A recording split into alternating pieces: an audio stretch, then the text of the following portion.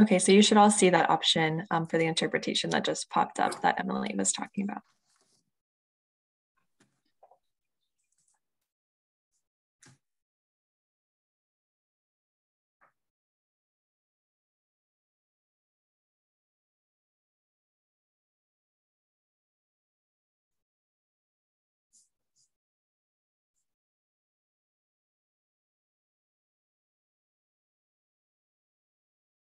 Bonjour à tous et merci de vous joindre à nous aujourd'hui. Nous allons commencer dans un instant. Les participants se joignent à nous progressivement. Entre-temps, veuillez inclure dans la fenêtre de chat qui vous êtes, d'où vous nous joignez et sélectionnez votre langue de prédilection.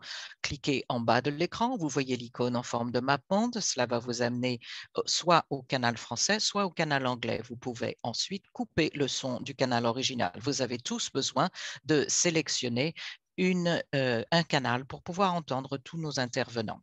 En plus, nous vous recommandons de choisir si vous voulez lire ou non les sous-titres. Ces sous-titres devraient apparaître automatiquement. S'ils n'apparaissent pas, vous pouvez cliquer sur l'icône avec le double C en bas de l'écran. Si vous voulez les dissimuler par la suite, vous recliquez sur la même icône et vous choisissez Hide Subtitles, dissimuler les sous-titres. Ces sous-titres sont générés à l'aide d'un système automatique de Zoom qui n'est donc pas forcément à 100% parfait et les sous-titres pour le moment dans Zoom ne sont disponibles qu'en anglais. Nous avons également partagé avec vous des questions de sondage que nous vous encourageons à remplir pendant que vous attendez. Présentez-vous dans la fenêtre de chat si vous voulez lire le français pour ces questions. La traduction a été ajoutée dans la fenêtre de chat. Ces questions les réponses figurent en français et en anglais sur la diapositive à l'écran.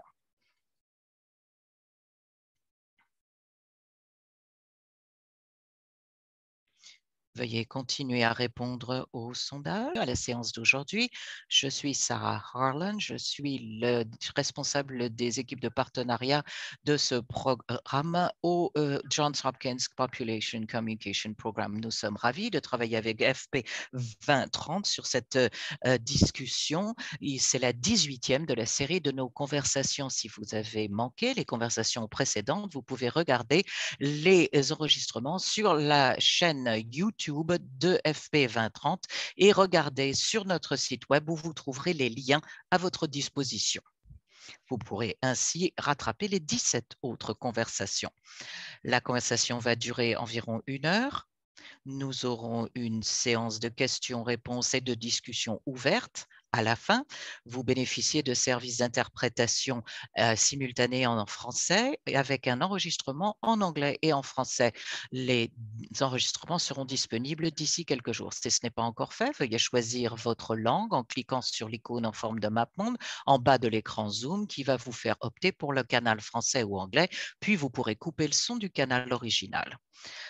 Pour ce qui est des sous-titres, vous pouvez choisir si vous voulez ou non des sous-titres pendant la conversation. Vous pouvez toujours cliquer sur l'icône avec les 2 C et choisir Hide, dissimuler les sous-titres.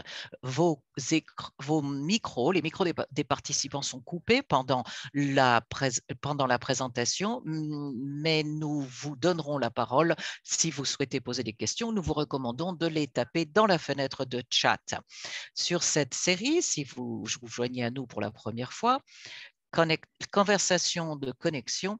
Connecter des conversations est une série de conversations sur la jeunesse et la santé reproductive des adolescents et des jeunes. Pendant l'année, nous organiserons une de ces sessions tous les 15 jours environ sur différents sujets. Nous avons eu 5 types de thèmes.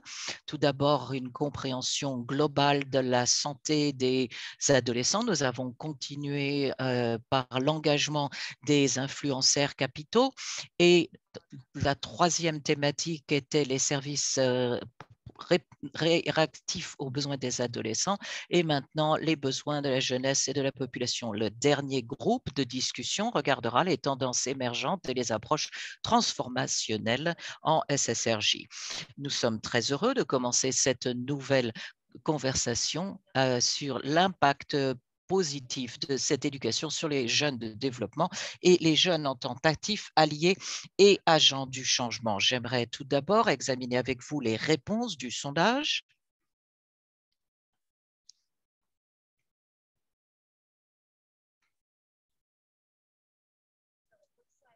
Il semble que certains d'entre vous connaissiez le principe de développement positif, pas tout le monde.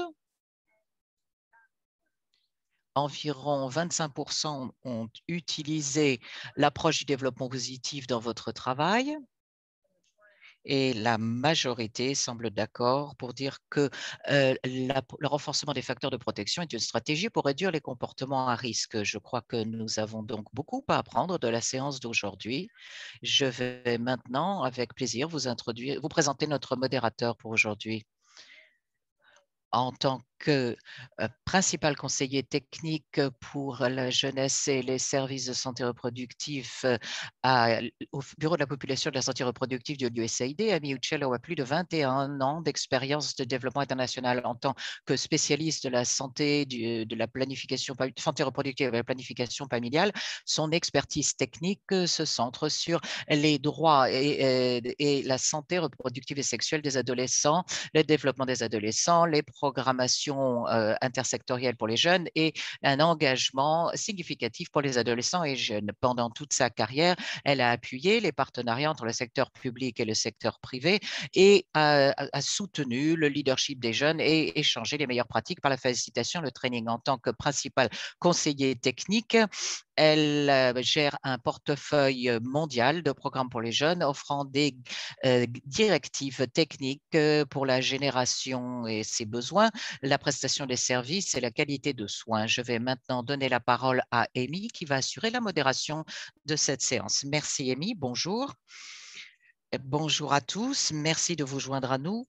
Pour ceux d'entre vous qui êtes sur la côte est des États-Unis, merci de vous joindre à nous. Sitôt, je suis très heureuse de vous présenter les membres de notre panel. Tout d'abord, je vais vous présenter Christely Bastien. Christely est un responsable principal de programme chez Encompass pour le programme Generate Result with Our Work, GROW, de l'USAID, travaillant à des projets pour renforcer la capacité du personnel du Centre pour la démocratie, les droits de l'homme et la gouvernance pour mener des événements de haute qualité, faciliter les échanges d'informations et étendre l'influence technique des dirigeants de réflexion dans la communauté. Elle a plus de 10 ans d'expérience de la gestion des programmes avec une expertise dans la santé reproductive et sexuelle et une intégration des personnes handicapées. Avant d'occuper son poste actuel, elle a travaillé comme conseiller technique pour la jeunesse à Abidjan, Côte d'Ivoire, axé sur l'élaboration de projets de santé reproductive axés sur les jeunes et centrés sur l'humain. Madame Bastien a un master en communication mondiale de la santé du Milken Institute School of Public Health de l'Université de George Washington et un BS de Health Science and Human Psychology de l'Université de Boston.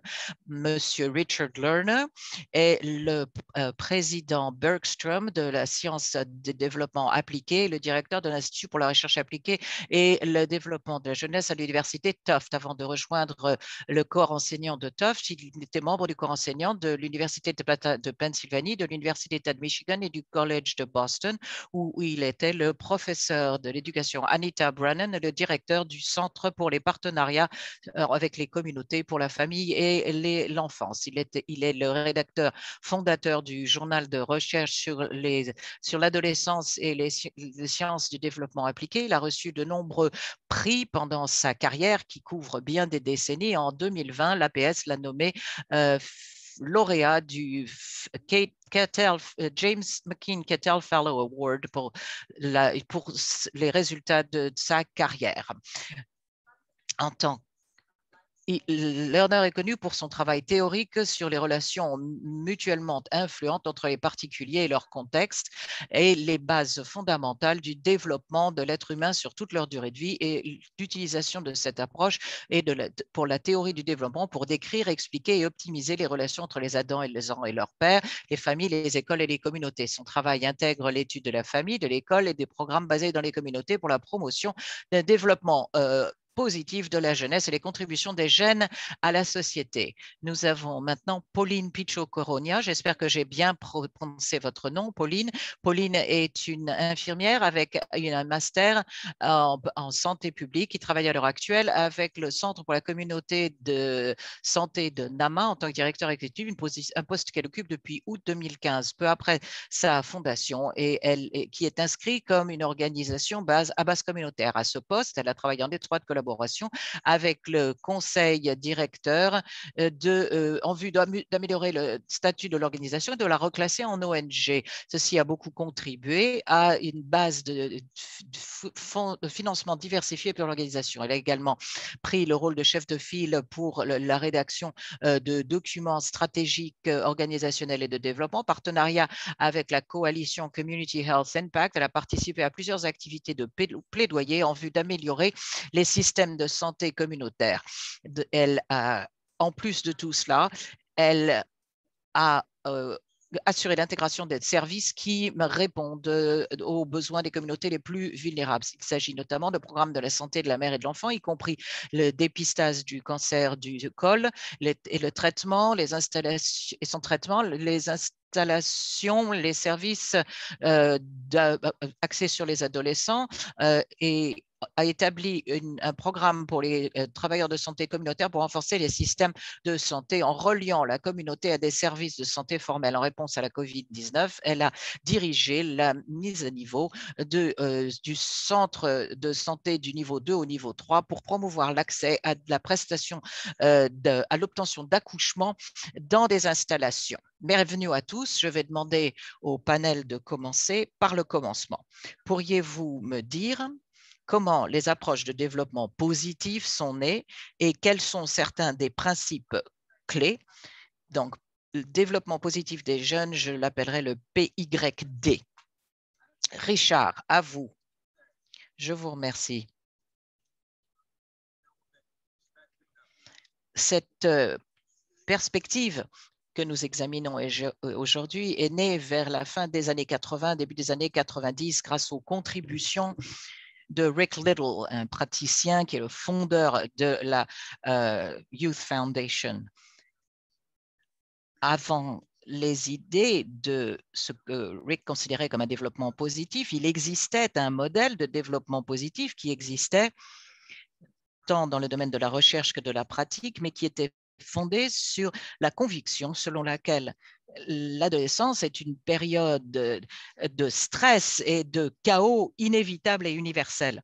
Il fallait donc considérer l'adolescence comme des problèmes à gérer afin de réduire la probabilité de relations sexuelles à risque, d'abus, de bullying, d'utilisation et de consommation de stupéfiants et autres activités destructrices pour la société. Ce que Rick a fait, c'est assurer une réorientation de ses efforts parce que au niveau du déficit initial, du modèle initial, on parlait le contraire. Le bon, c'était le contraire du mauvais, mais c'était un concept un petit peu ambigu lorsqu'il a commencé à parler avec des praticiens. Il a dit, je sais ce que dit la recherche, mais les jeunes avec qui je travaille dans mes programmes, dans mes communautés, ont des points forts. Pourquoi ne parlons-nous pas des points forts et des éléments positifs que nous voulons que les jeunes témoignent? Donc, Rick a créé un modèle positif et a établi ce nouveau modèle de développement positif par le biais d'entretiens avec des praticiens du monde entier. Il a dit que les jeunes avaient 4 points forts. Une compétence, à savoir, je suis un jeune qui peut faire certaines choses. Confiance, je suis certain que si l'opportunité m'est donnée, je peux réussir. Connexion, je reconnais l'importance des autres personnes dans ma vie et caractère. Une boussole morale, un sens de la différence entre le bien et le mal et une résolution de faire le bien. Ces 4 C du développement positif ont été complétés de 2 manières. Tout d'abord, on a ajouté caring, c'est-à-dire un sens de justice sociale vis-à-vis des autres. Et puis, selon Rick, il existe, outre ces 5 C, qui sont des points forts lorsqu'ils existent à un haut niveau, il y a un 6e C, contribution, contribution à la société civile qui s'en suivrait.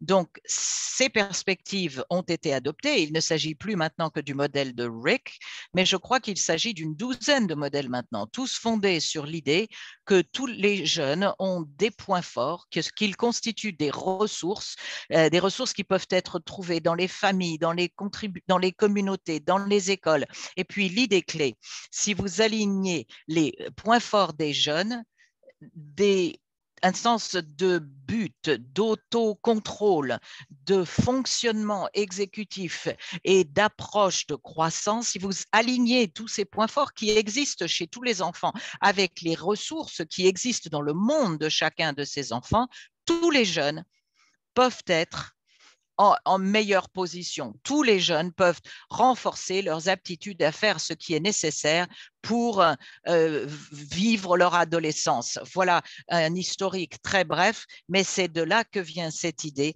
Et maintenant, ce que nous voyons dans ces réflexions et dans la pratique et dans la théorie, que ce soit aux États-Unis ou ailleurs dans le monde, c'est le fait que les perspectives fondées sur les points forts ont été documentées et l'on s'est débarrassé des carences systématiques dont on pensait qu'elles existaient. Merci beaucoup. C'est très important de connaître l'historique. Je pense que nous tous qui sont ici, qui ont été impliqués dans le développement des jeunes, nous reconnaissons les points forts des jeunes qui veulent vraiment partager leurs expériences si seulement les adultes étaient là pour écouter. Oui, je suis d'accord, Amy. J'aimerais ajouter quelque chose. Le développement positif des jeunes est un cadre qui existe pour orienter les communautés, de trouver des moyens d'organiser les services, les opportunités qui peuvent aider les jeunes à développer et à réaliser leur plein potentiel. C'est une période difficile de vie de faire cette transition. Il y a beaucoup de changements pendant cette période. Il y a des changements physiques, des changements émotionnels, il y a des changements des hormones. Donc, il est très important d'avoir un environnement qui encourage l'épanouissement de ces jeunes. Un exemple venant de mon travail que nous utilisons dans presque tous les points de service, nos sages-femmes fournissent des services de planification familiale aux jeunes depuis 25-26 ans. Donc, ces sages-femmes comprennent les besoins des jeunes et elles assurent la disponibilité des services et l'adaptation des services aux besoins des jeunes. Merci. Merci, Pauline. Une question. Comment est-ce que les approches PYD peuvent être utilisées dans les programmes de SSIRAG? Comme j'ai dit, nous travaillons avec les jeunes au point de prestation des services et pour le développement de services. Donc, nous avons un programme où les jeunes mènent la conception et la mise en œuvre des programmes. Ces jeunes forment des groupes de théâtre qui vont dans la communauté pour discuter et pour présenter l'idée de ces services aux jeunes et aussi aux adultes. Avec ces groupes, ces jeunes peuvent transformer la vie des jeunes dans la communauté, mais aussi ils peuvent assurer la disponibilité des services dans ces communautés. On essaie de changer les approches, les idées des adultes et aussi d'encourager l'accès aux services, de réduire la violence faite aux femmes. Donc, c'est un moyen d'encourager plus de réflexion sur ces services, ces activités dans des communautés. Donc, nous essayons d'être sûrs que ces services sont accessibles, mais aussi que les jeunes vivent dans un environnement où ils se sont encouragés à réfléchir, à participer aux activités dans la communauté. Les jeunes apprécient ces programmes parce que les programmes n'existaient pas auparavant. Il n'y avait pas de discussion sur les services de planification familiale aux jeunes. Et maintenant, les jeunes, les membres de la communauté acceptent mieux les services de planification familiale et c'est quelque chose qu'il faut vraiment reconnaître et saluer. Et moi, j'aimerais parler des domaines différents de PYT. Je vais utiliser quelques exemples de notre travail en Côte d'Ivoire. Nous avions établi les résultats attendus et nous avons organisé des formations. Nous avons créé des liens entre des prestataires, des sages-femmes et nous avons présenté comment parler de ces services avec les jeunes. Nous avons dit qu'ils peuvent utiliser les jeunes en tant qu'atout. Il y avait des réunions de supervision et avec ceci, on pourrait regarder, voilà ce qu'on peut faire pour améliorer les programmes, pour améliorer les services. Il fallait bien sûr créer des environnements où les jeunes pouvaient réaliser leur potentiel. Nous avons réalisé des formations pour des parents, comment discuter de ces sujets avec les jeunes, l'utilisation des préservatifs, l'utilisation des services. Nous avons travaillé aussi avec le gouvernement pour être sûr que le gouvernement est impliqué dans la création des outils, les programmes. Le gouvernement organisait des événements et avec ceci, nous avons pu travailler aussi avec les personnes sourdes. Et avec ceci, nous avons pu présenter les services aux communautés sourdes aussi.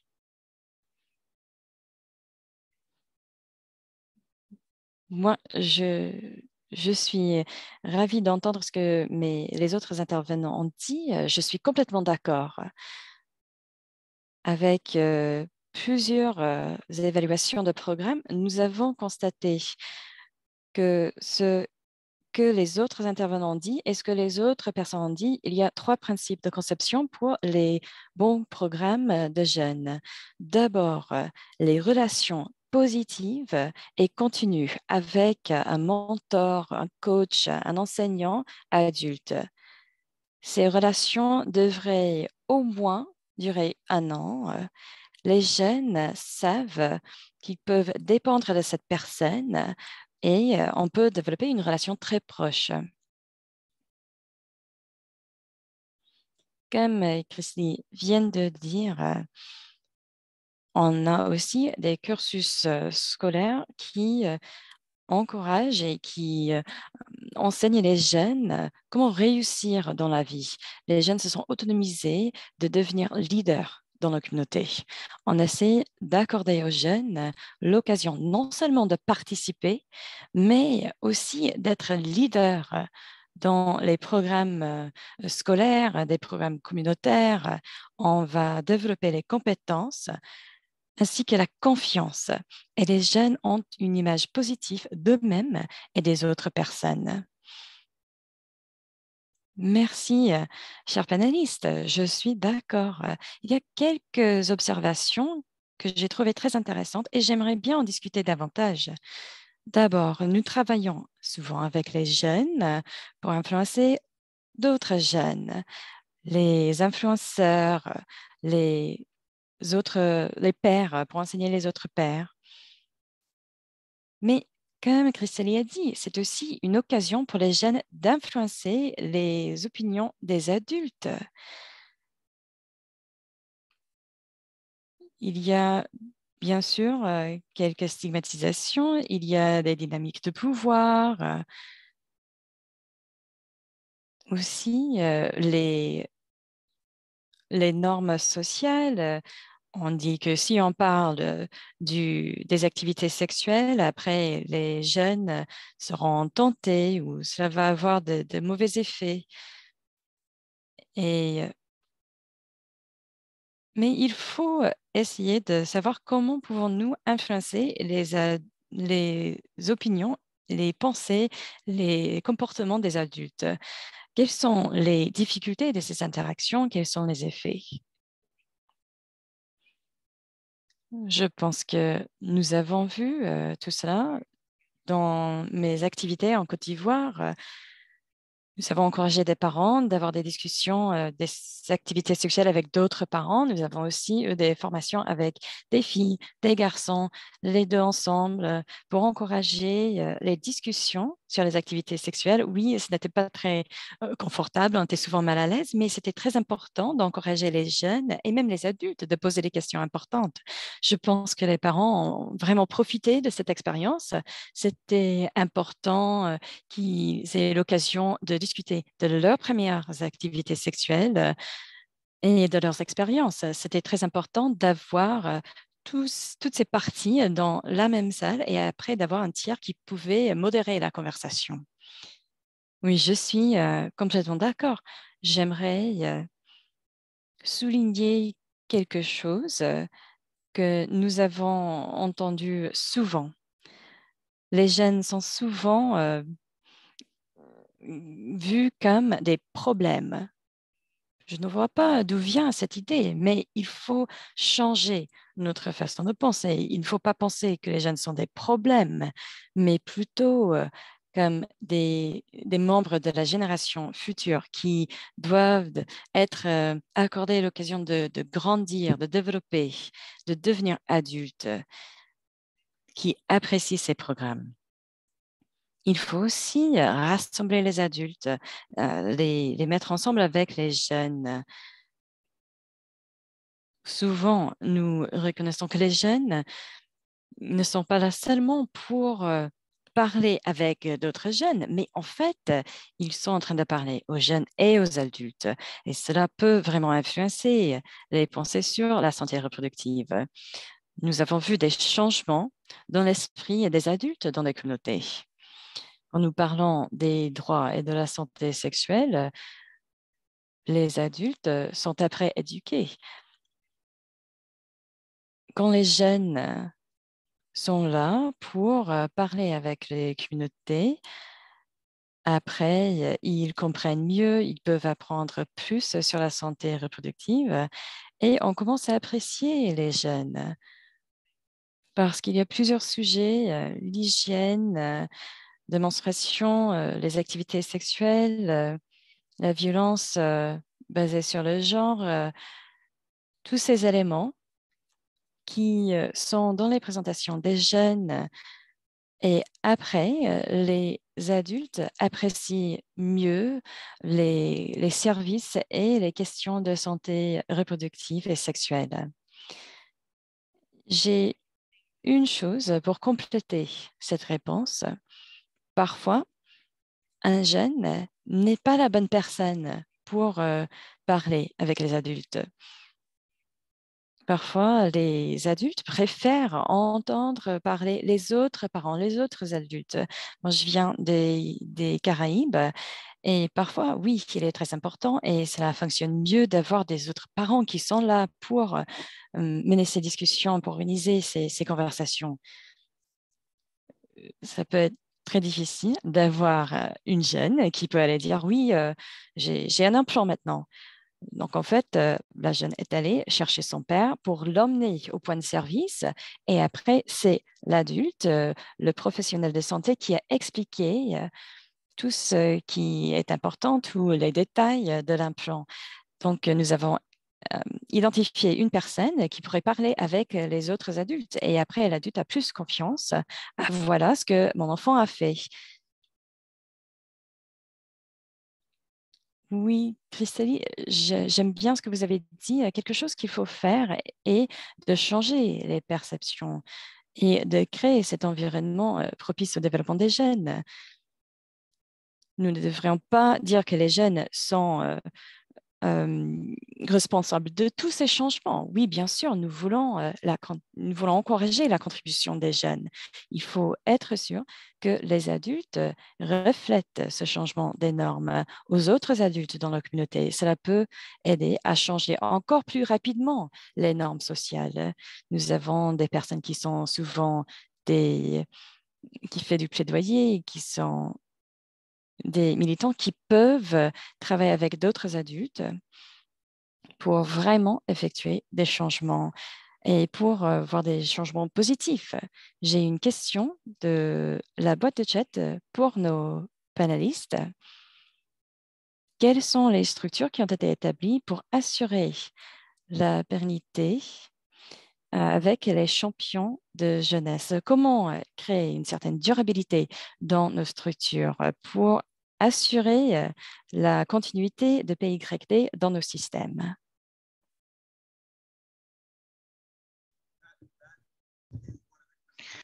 Bien sûr, c'est l'un des grands défis, cette question. Comme vous avez pu l'entendre de mes collègues, nous savons, ils savent concevoir un programme efficace. C'est une compétence qui est le fondement, la pierre angulaire de tous les programmes, l'autonomisation, l'engagement des jeunes, l'écoute des jeunes. Ce que nous ne savons toujours pas, c'est comment transférer ces programmes à échelle. Nous ne disposons pas de documentation qui guide les praticiens en matière de soutenabilité, de pérennité. Donc, le développement à plus grande échelle et la durabilité demeurent des défis tout aussi considérables en 2021 qu'avant. Je suis personnellement convaincue qu'il nous faut un partenariat tripartite. Et on n'a pas vraiment essayé avec succès jusqu'à présent. Il doit être entre les spécialistes de la recherche appliquée qui veulent faire de la recherche qui importe pour les gens, des praticiens qui comprennent ce qu'il faut, comme l'expliquent mes collègues, des idées de la recherche et les transforment en actions efficaces. Et il nous faut une intégration des jeunes et des familles comme partenaires égaux. Donc, c'est une collaboration à 3 niveaux, tripartite. Nous ne faisons que commencer sur ce point de 2 manières, aux États-Unis et sur le territoire, avec 4H qui assume le rôle de chef de file. Le 4H, c'est un programme international, mais le programme américain 4H se concentre là-dessus. Au niveau international, la fondation caritative Top of the World est impliquée dans la création de ces partenariats. C'est une sorte de centre de réflexion, un think tank de 3 niveaux. Cela se fait dans le monde entier, mais surtout dans les pays à faible revenu et à revenu intermédiaire. Ils ont créé ces plateformes qui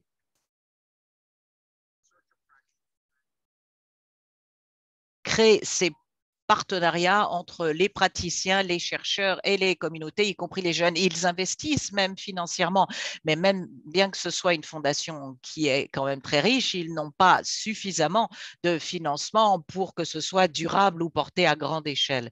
Mais si l'on peut créer ces partenariats, et grâce à des évaluations, montrer que cela améliore la vie des jeunes, c'est la voie à suivre pour la pérennisation. Je crois que si l'USAID voulait se lancer, ce serait une bonne chose. Oui, je suis tout à fait d'accord avec vous, Richard. Avec des partenariats, il est possible de maintenir, de pérenniser ces programmes de santé sexuelle et reproductive des jeunes dans nos communautés. Avec leur participation, c'est eux qui sont sur le terrain, qui connaissent les besoins des communautés.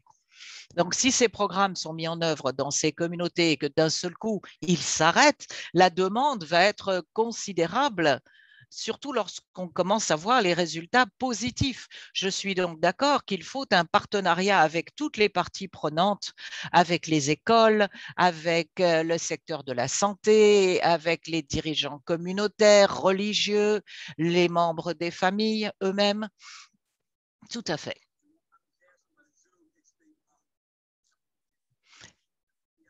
C'est le Campbellton World Charity Foundation. Vous pouvez l'intégrer dans notre chat. Ils sont basés à Nassau, aux Bahamas. Ouh, non, ça c'est bien. Je ne veux pas quitter ce point tout de suite, bien qu'il y ait d'autres questions, parce que c'est un défi auquel nous nous heurtons tous, y compris au niveau de l'USAID. Et c'est ce qui concerne l'espace sanitaire. Selon moi, l'éducation, les responsables de la gestion et de la formation sont allés bien au-delà. C'est quelque chose qui est admis en théorie, mais pas encore dans la pratique. La recherche a été effectuée, mais les indicateurs en mesurant les résultats ne sont pas en place. Et nous savons qu'une fois que ces mesures seront réalisées, et je ne sais pas quel est votre avis là-dessus, Richard et Christelle et Pauline, pourquoi n'avons-nous pas envisagé des indicateurs pour le développement positif des jeunes, pour les objectifs que nous recherchons tous, une augmentation de l'utilisation des contraceptifs, réduction du nombre de grossesses des jeunes, réduction du nombre de visites dans les centres de santé. Nous avons ces grands objectifs que nous essayons d'atteindre, qui sont très difficiles, surtout dans un contexte de pandémie. Et puis, les indicateurs de développement positif ne sont pas intégrés parce qu'on n'est pas certain de leur impact. Pour moi, il s'agit de résultats secondaires, si vous voulez, qui sont ceux qui nous aident le plus pour arriver au niveau supérieur. Mais ils ne sont pas dans notre système. Avez-vous entendu parler d'autres groupes qui auraient inclus des indicateurs pour les PYD, le développement positif des jeunes, dans leur programme? Qu'est-ce qui empêche que l'on fonce sur la voie de ce développement positif? Pardon, Christelle, allez-y. En Côte d'Ivoire, dans mon équipe et mon organisation, personne ne savait ce que c'était que ce PYD. Donc, on dit, ah, c'est un nouveau sigle, c'est très joli. Qu'est-ce que c'est, PYD? Qui en fait? Pourquoi est-ce qu'il faut qu'on le fasse? Et je crois que c'était là une des grandes questions. Mais il y a des ressources qui existent. Donc, il m'a été facile d'expliquer ce que c'est que ces PYD, de le traduire en français. J'ai pu distribuer tous les idées. J'ai pu leur indiquer les modes de mesure. Et cela permet de changer la manière dont on communique les choses à chaque personne pour répondre à leurs besoins. Pour moi, quand ils me disent oui, PYD, la mesure, c'est quoi? Eh bien, voilà un ouvrage qui vous explique comment on utilisait dans la programmation. Quelqu'un du programme du paludisme me dit comment est-ce qu'on peut l'appliquer? Voilà, et ben, je leur réponds, on peut l'appliquer dans tout un tas de secteurs. Voilà quelques exemples, donner des exemples de leur importance pour le programme de chacun est donc très important. Il faut trouver cette communication parce qu'on sait que le développement positif des jeunes est très constructif. Il faut simplement arriver à le faire comprendre aux utilisateurs et aux donateurs. Vous avez raison. Christelle, vous et Pauline avez mis l'accent sur des points essentiels pour les mesures et pour la programmation, à savoir la spécificité. Les pays sont tous différents. Les communautés sont toutes différentes. Et les enfants, les jeunes sont tous différents. Si vous voulez promouvoir le développement positif des jeunes, il faut commencer au niveau granulaire du jeune avec lequel vous travaillez. Si vous pouvez le faire avec les mesures, et c'est possible, vous allez voir que le développement positif des jeunes va pouvoir se connecter, se relier au système de mesure. Nous l'avons fait il y a une dizaine d'années. Nous nous sommes aperçus que les jeunes qui étaient à des niveaux élevés dans les 5 C dont j'ai parlé tout à l'heure n'avait pas d'autre calendrier, n'avait pas un calendrier différent de début des relations sexuelles ou de l'activité sexuelle que ceux qui avaient des niveaux moins élevés de ces 5C. Donc, les jeunes qui étaient à des niveaux élevés, par contre, de développement positif, étaient plus susceptibles d'avoir des relations sexuelles protégées que les autres. Donc, c'est un exemple de quelque chose que nous avons fait il y a 11 ans et nous examinons différents programmes, des programmes du 4H, des programmes de Boy Scout et de Girl Scout et Scout. Donc, il est possible de le faire si on peut commencer au niveau spécifique, au niveau pays, au niveau communauté, famille et jeunes. Sinon, il n'existe pas d'enfants moyens, ça n'existe pas. La spécificité, oui. Avons-nous les financements? C'est toujours la question, mais je suis très heureuse de vous entendre dire ça. Pauline?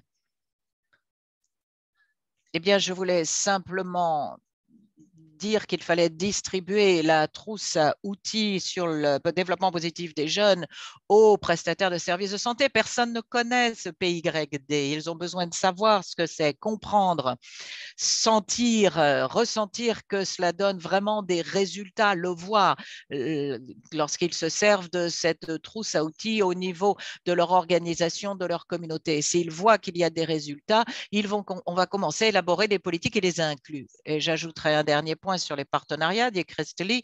Personne ne savait ce que c'était que le PYD lorsque j'étais en Côte d'Ivoire, mais il faut aussi familiariser les gens avec le jargon. Qu'on rencontre des responsables, on peut parler de ce jargon, utiliser les termes consacrés, alliés, client mystère, développement positif, et à ce moment-là, cela va pouvoir être utilisé au niveau des différents programmes et communautés. Merci. Je dois maintenant donner la parole aux autres questions. Il y a un grand nombre de mythes et de misconceptions en Afrique, en Ouganda notamment. Cette question demeure sans réponse et cela a continué à empêcher l'adoption sans heurts des services de planification familiale et de santé sexuelle et reproductive. Est-ce que les ONG du secteur de la santé peuvent traiter de ces préoccupations? Et une autre question, comment est-ce qu'il est possible d'utiliser le développement positif des jeunes en s'écartant de ces mythes et misconceptions? Oui, les mythes et les misconceptions sont compliqués et sont malheureusement très présents. Je vais vous donner un exemple. Nous avons eu un engagement avec et nous avons des familles qui disaient « Je ne peux pas emmener mes enfants dans ces centres. Qu'est-ce que vous essayez de faire à ces jeunes ?» Alors, ce que nous avons essayé de faire, c'est d'organiser une formation pour les jeunes au niveau local parce que nous nous sommes aperçus qu'il y avait un grand problème au niveau de la dissémination, surtout au niveau des services de planification familiale. Alors, il y avait des adultes qui disaient « Moi, je n'ai pas pu avoir accès à la planification familiale. Pourquoi est-ce que les jeunes y auraient accès ?» Mais grâce à nos campagnes de plaidoyer, ils ont compris ce que c'était que les programmes que nous promouvions et ils ont encouragé leur mise en œuvre. Il s'agit donc de combler la fracture de connaissances qui existe dans nos communautés. Si celle-ci n'est pas résolue, nous continuerons à nous heurter à ces défis dans tous nos pays et dans nos communautés. Nous apprécions le fait qu'il y ait eu des formations et qu'il y ait des parents qui se soient joints à nous pour comprendre, pour contribuer à l'élimination de ces mythes et de ces erreurs de conception en termes de planification familiale pour les jeunes. En Côte d'Ivoire, nous sommes tout à fait prêts à aborder les mythes. Cela faisait partie de notre programme, de le faire directement devant les jeunes. Par exemple, il y aurait la conversation sur l'éducation sexuelle et puis les jeunes pouvaient poser les questions qu'ils voulaient. Donc, si quelqu'un disait, est-ce que si on vous met un implant, vous allez saigner sans arrêt, et une sage-femme ou une infirmière peut répondre et donner la réalité. Nous essayons aussi de rendre les choses plus ludiques pour les jeunes avec un programme qui disait êtes-vous plus malin qu'une sage-femme, avec des équipes, garçons et filles. À quel moment est-ce qu'une fille a ses règles? Où est-ce que l'on met l'implant? Dans le cerveau, dans le bras, dans la jambe? Donc, il y avait des questions ouvertes comme ça qui permettaient aux jeunes d'avoir des réponses appropriées. C'est excellent. Et oui, j'ai moi-même participé à un tel événement avec une sage-femme et oui, c'était très amusant. Une chose que j'ai constatée que je vois dans plusieurs expériences est que ce n'est pas simplement les formations qui créent des changements, c'est quand on a une certaine confiance, quand les parents ont confiance, les gens ont confiance. Voilà l'étincelle qui fait que tout ce que vous avez dit dans les programmes, avec les outils de mesure, tout ce que nous avons discuté commence vraiment à être accepté quand nous avons construit cette confiance avec les prestataires de services, les jeunes, les pères, les adultes, les communautés. Que pouvons-nous faire pour faciliter le développement de cette confiance? On a posé une question sur les espaces sûrs et je crois que les espaces sûrs sont quelque chose lié à cette confiance. Merci, Amy.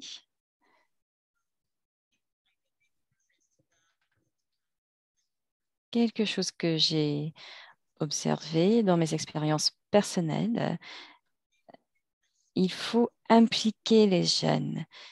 Il faut encourager la participation des jeunes dans la phase de conception de programme. Et après, les jeunes peuvent rendre plus attrayants les programmes pour leurs pairs. Quelques-uns de nos cliniciens sont des jeunes. Ces jeunes ont été formés. Et cela veut dire que les jeunes comprennent la situation et les expériences des autres jeunes. Et une fois qu'ils parlent avec les jeunes qui sont là pour recevoir des services, les cliniciens peuvent parler de leurs propres expériences. Donc, je pense que cette confiance vient parfois de la prestation des services qui répondent aux besoins de la communauté et des jeunes. Parce que si une fille reçoit un implant et après elle retourne chez elle et elle saigne pour longtemps, elle ne va pas retourner. Donc, la qualité des services compte. La qualité est très importante. L'implication des jeunes dans la prestation des services est aussi quelque chose qui va aider les autres jeunes à accepter les services. Et avec ceci, les jeunes peuvent aider leur communauté à vraiment profiter de ces services. Et je pense que cela peut avoir un impact important sur la prestation des services.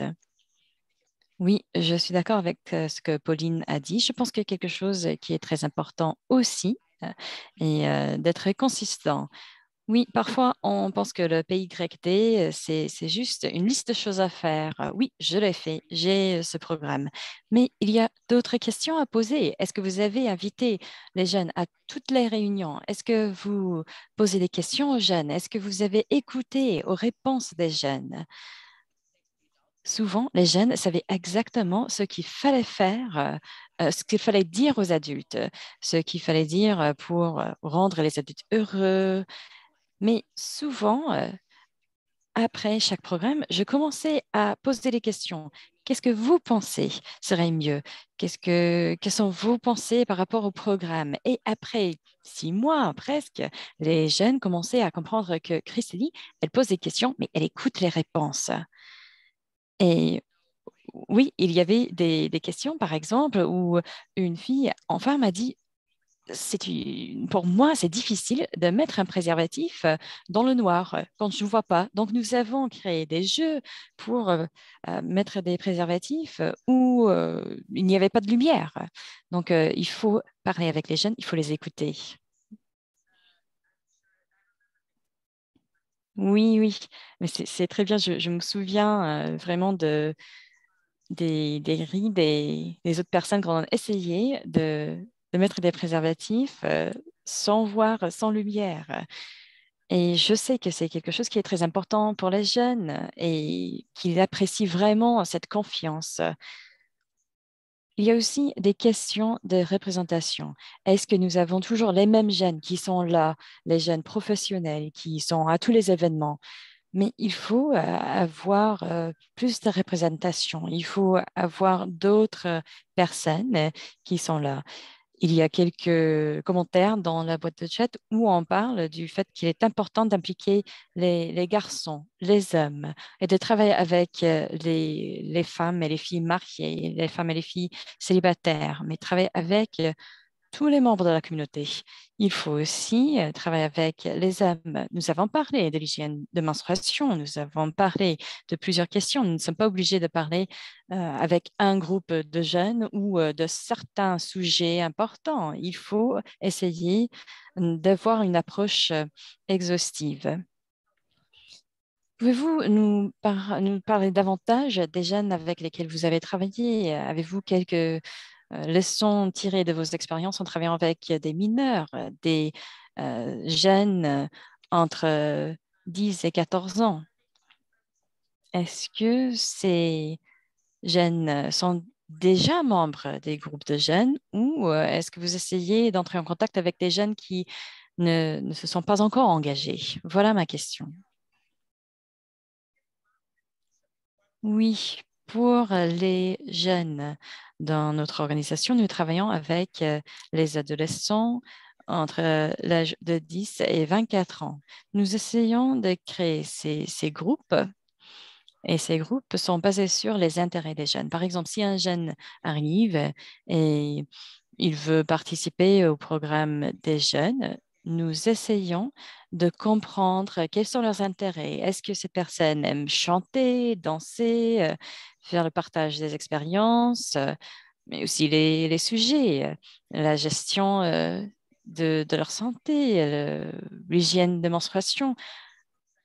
Donc, nous établissons ces groupes. Ces groupes sont menés par des jeunes. Il n'y a pas d'adultes. Et c'est l'éducation par les pairs. Les leaders organisent des programmes, ils établissent les règles du groupe. Donc, les jeunes sont impliqués, organisés dans des clubs. Et dans des clubs, on commence à parler par exemple, un programme où on parle des serviettes hygiéniques pour gérer l'hygiène de menstruation. Et on essaie d'utiliser des matériels qui sont disponibles dans la communauté pour créer des serviettes hygiéniques parfois, par exemple. Donc, on a ces petits groupes, les petits clubs des adolescents, des jeunes qui peuvent parler des sujets qui les intéressent. Nous avons des groupes qui parlent de l'hygiène de menstruation, de la puberté, des changements pendant cette période de vie. Une fois que l'école commence, les jeunes sont obligés de retourner à l'école. Nous adaptons les programmes pour répondre à leur emploi du temps. Mais voilà les activités que nous utilisons. Et vous reconnaissez les points forts des différents groupes des jeunes. Ce n'est pas simplement un groupe. Moi, je l'ai vu moi-même. Il y a de nouvelles idées, de nouvelles pensées de tous les groupes des jeunes, même les plus vulnérables. Avec notre travail en Côte d'Ivoire, nous avons travaillé avec les jeunes entre les âges de 15 et 25 ans. Nous avons travaillé avec les hommes, les femmes. Nous avons créé certaines personnes, un modèle de certaines personnes. Par exemple, nous avons l'homme qui aimait bien parler, qui représentait un certain genre de personnes. Nous avions des femmes qui attendaient un enfant bientôt, des femmes qui étaient mariées. Donc, nous avons créé ces groupes et nous avons formé, nous avons développé les programmes après. Et je m'intéresse aussi à votre travail avec les personnes porteuses de handicap, la, la création d'une atmosphère où ces personnes se sentaient impliquées. Écoutez, avez-vous d'autres exemples de votre travail avec les personnes porteuses de handicap et d'utiliser cette approche de PYT avec eux?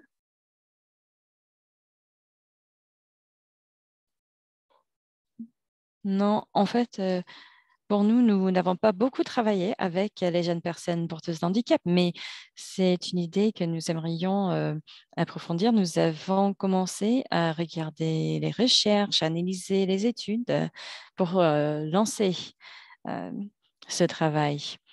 Ce que nous faisons avec les jeunes pour l'instant est parler de la santé mentale, surtout avec le contexte de la pandémie. Nous travaillons avec les jeunes, nous essayons de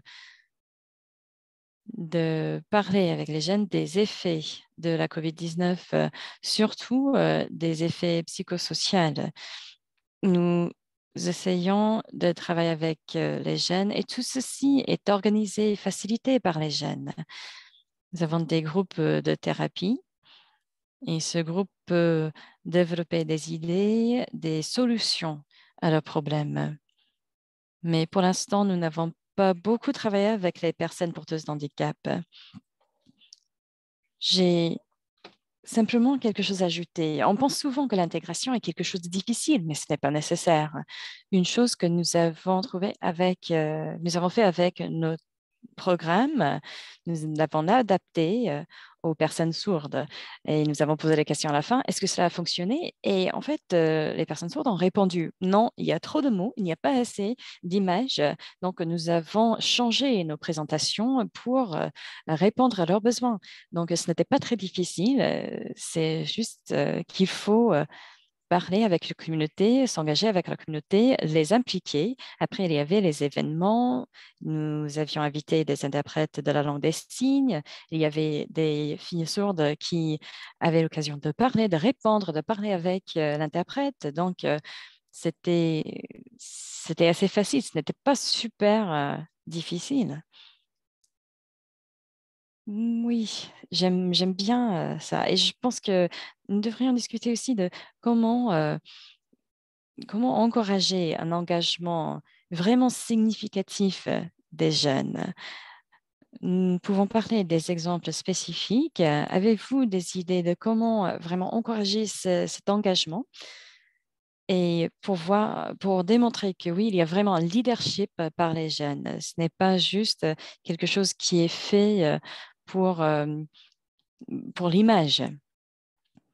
Oui, en fait, j'allais en parler. Si vous êtes la seule personne qui a moins de 20 ans dans une salle avec beaucoup d'autres personnes qui ont plus de 30 ans. Il faut autonomiser les jeunes. Il faut les encourager d'être leaders des groupes. Il ne faut pas seulement avoir une personne jeune. Nous avons observé avec les recherches, si vous pouvez impliquer les jeunes, c'est l'occasion la plus importante de favoriser la PYT. Ce qui est clé est l'implication des jeunes, les relations de développement que nous avons discuté implicitement pendant toute cette discussion. Il faut avoir des relations continues, des relations basées sur la confiance et la confirmation. Si vous ne faites pas quelque chose simplement pour des raisons symboliques et vous essayez vraiment d'intégrer les besoins des enfants. Comme Christalie a dit, c'est le meilleur moyen de vraiment autonomiser et impliquer les jeunes. Je sais que nous n'avons pas beaucoup de temps qui nous reste, mais une chose à ajouter. Souvent, nous essayons de regarder à l'extérieur des programmes. Les parents devraient faire ci, les parents devraient faire ça. Et aussi avec les adolescents. Mais c'est vrai que nous avons travaillé avec des personnes qui ne pensaient pas que l'approche PYT était la meilleure approche. Il faut essayer d'analyser les membres de votre équipe et vous-même. Est-ce que moi, je pose les bonnes questions? Est-ce que moi, j'écoute les jeunes? Donc, moi, j'avais écrit dans mon agenda que chaque mois, j'allais poser les questions. Est-ce que je fais bien mon travail? Est-ce que j'ai vraiment écouté pendant les conversations? Donc, il faut être sûr que vous continuez à utiliser les approches PYT et pas seulement une fois par an. Oui, je pense qu'il est très important de passer des mots à l'action. Une fois que vous avez compris ce que c'est le PYT, vous allez voir cette approche partout. Donc, je vais conclure. J'aimerais savoir si nous avons quelques derniers mots de nos panélistes. Je pense que la seule chose que j'aimerais ajouter est qu'il faut être consistant. Je pense que l'approche PYT est une approche formidable, surtout si vous venez de commencer à travailler dans ce domaine. C'est très bien d'avoir un thème dans toutes les activités.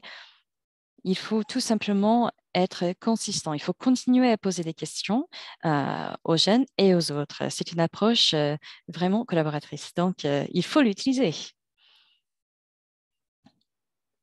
Oui, à mon avis, le PYT est un moyen d'arriver, de promouvoir la santé sexuelle et reproductive. Si vous avez une approche PYT, et le reste va suivre. Il faut bien comprendre le PYT et après le mettre en œuvre. Moi, je vais tout simplement réitérer l'importance de cette collaboration à 3 axes. Il faut bien sûr rester humble pendant votre travail. Il y a un manque de cette émotion. Il faut comprendre la vie dans une communauté. Il faut comprendre la vie des jeunes dans les communautés. Donc, si nous pouvons rester humbles et essayer de créer des liens entre des chercheurs, des prestataires et la communauté. Avec ceci, nous pouvons trouver des moyens de vraiment améliorer la vie des jeunes. Merci, c'est excellent. Merci à tous nos panélistes pour tout ce que vous avez dit. Merci d'avoir parlé de comment nous pouvons pérenniser cette approche et nos efforts. Ce n'est pas impossible, c'est vraiment quelque chose que nous pouvons faire.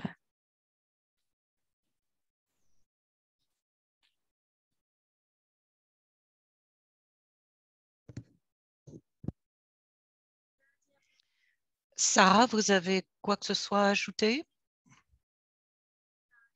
Dans la négative, eh bien, j'aimerais tous vous remercier de vous être joints à nous pour cette discussion tout à fait informelle et j'espère que nous en aurons bien d'autres. Pardon, j'ai eu un petit problème de connexion. Merci à tous infiniment de cette discussion engagée et merci à Amy et à l'ensemble des membres du panel de s'être joints à nous aujourd'hui. Nous avons pris note de vos questions que nous transmettrons. Il semble que nous ayons perdu Sarah.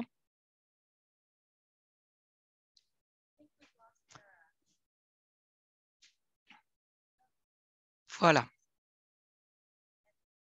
Nous espérons que vous vous joindrez à nous pour la prochaine session, le 28 octobre, à 7 heures, heure de la côte est des États-Unis, où nous examinerons différentes modalités de programmation multisectorielle. Merci à Amy de nous avoir servi de facilitateur et rendez-vous au 28 octobre. Merci à tous et au revoir. Bonne journée, bonne soirée.